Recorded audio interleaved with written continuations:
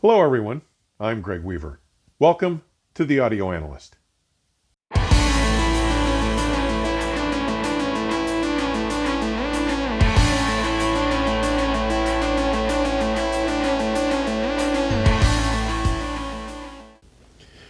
With all of my recordings from the Pacific Audio Fest now posted, I want to refocus on something that many of us take for granted, our listening rooms.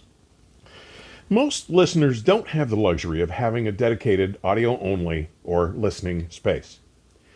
Instead, it is a much more common occurrence for music lovers who have chosen to assemble a high-quality two-channel system to have to share another space in their home with the family. This could be a great room, a family or living room, or even a den or bedroom. But today, I'm happy to share a tale of a good audio buddy who recently not only got the opportunity to move away from a shared family space, but was able to design and build his own dedicated listening space from scratch. A little over a year ago, a new opportunity presented itself to my longtime audio pal, Todd.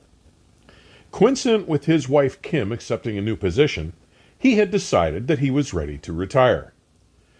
The concurrence of these two circumstances brought him both a new slate along with a project to focus on now that he had recently left his day job, a new home. To this point in his love of music, he had never been able to set aside the space for a dedicated listening room, but this move presented him with the opportunity to design and build his own listening space from a proverbial blank sheet, his newly acquired, full, unfinished basement. He dove into the challenge of planning everything from how much room to leave open for his family's other space needs to the size and shape of the actual listening area, from what materials to use for the construction of the walls and ceiling to how effectively use insulated boots to minimize the amount of extraneous noise from his central HVAC system. Once he had a handle on the whole process, he began construction.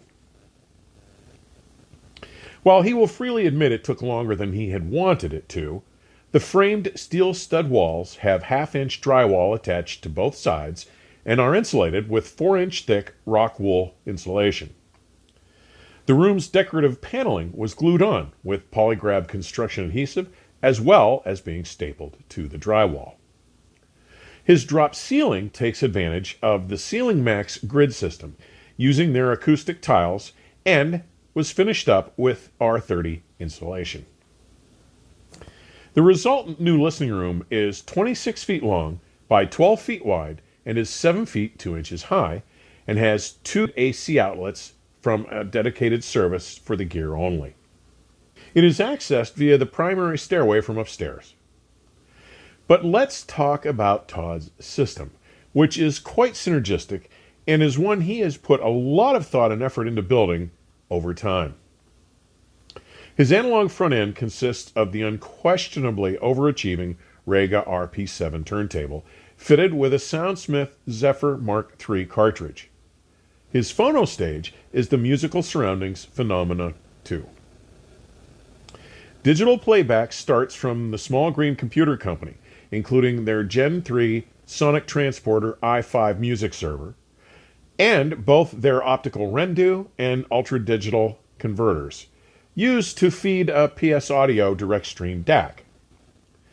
The core of the system is the remarkable 250 watt per channel Hegel H390 integrated amplifier. While it includes a DAC, aside from its superb sound, it is packed with convenience options. His loudspeakers are the remarkable Von Schweikert Audio Vortex Acoustics VR35 Mark II. Though they are no longer in production, the VR35 Mark II was a milestone when it was introduced at its price. They used a custom 10-inch laminated composite cone woofer, 2 6-inch treated paper cone cast frame mid-bass drivers, and a 1-inch treated fabric dual-ring radiator dome tweeter. For streaming, he uses a TrendNet switch with optical SFP. The synergistic Research PowerCell 8 UEF SE powered with their Atmosphere X Level 2 AC power cord, provides power for all components. Other power cords and single-ended interconnects are from the fine products offered by Audience, while the XLR interconnects and bi-wired speaker cables are Cardus Clear Reflection.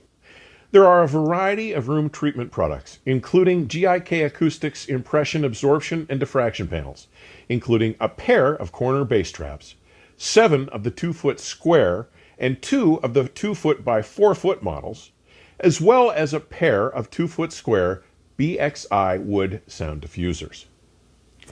All in, Todd's system comes to just about $40,000. Now, that is without the cost of and the value of the time spent fabricating the new room. Its construction materials, ducting, wiring, drywall, molding, door frames and doors, insulation, adhesives, suspended ceiling, carpeting, and furniture. But I'm here to tell you it is a fabulous sounding system, especially the analog front end. I'll bet you knew I'd prefer the LP system, right? But enough of my yammering. Let's take a quick listen, shall we? We'll start with the way you first experienced the room, walking down the staircase into the space and meeting Todd. Next, we'll let Todd walk us through the system. Then, a full pan of the space showing setup and room treatment, followed by a look at the gear. Finally, a short taste of digital, Dire Straits 6-blade knife, followed by a very tasty analog sample from Donald Fagen, Ruby Baby. I think you'll enjoy this one. Let's watch.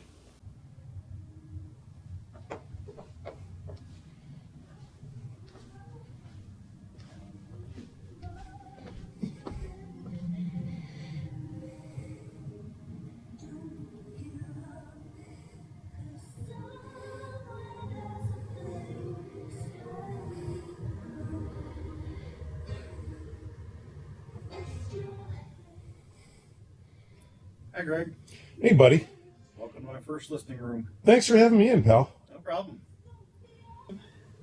Starting at the top is a Rega P7 with the Soundsmith Zephyr cartridge on it.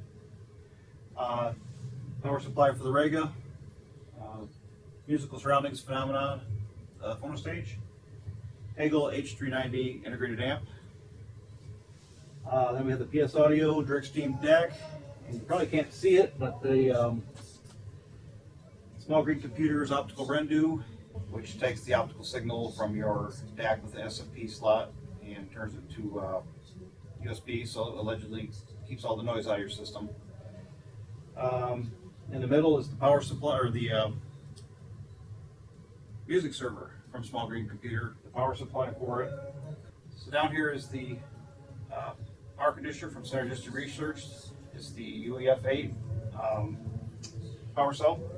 Cables are Cardus Clear Reflection XLRs and Cardus Clear Reflection by wire to the Vortex Acoustics / Von Schweikert VR35s.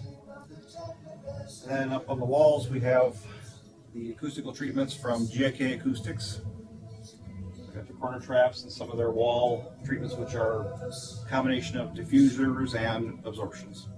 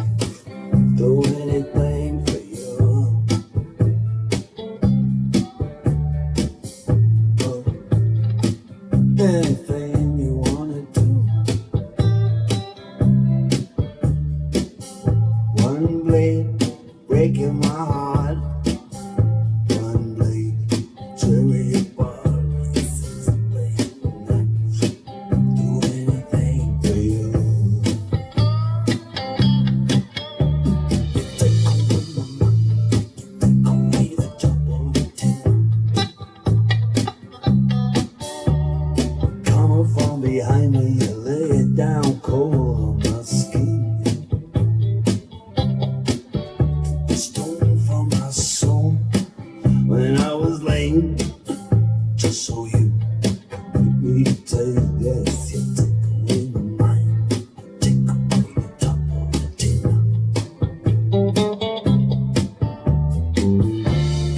Wanna be free of it, babe.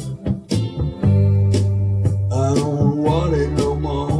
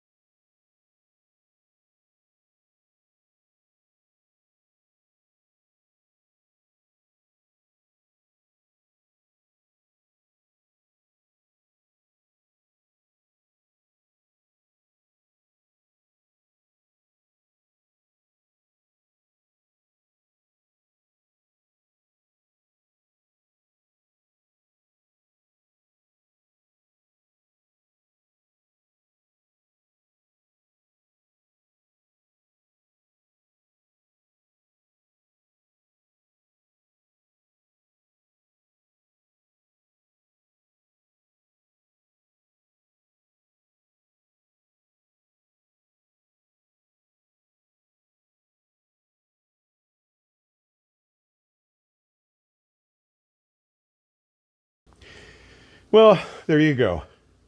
For Todd, though it was a massive effort and a long time coming, this addition to his new home is an utter success.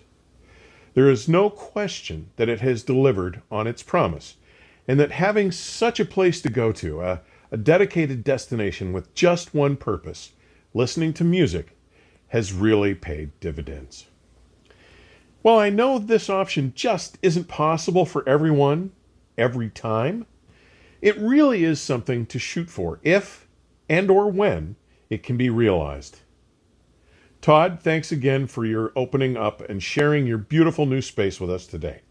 I couldn't be happier for you, buddy. Time to enjoy your retirement. As always, thanks for taking the time to drop by today. Further information on supporting the channel may be found in today's description section or at my website, theaudioanalyst.com. Please stay safe and keep the music playing. Till next time, cheers.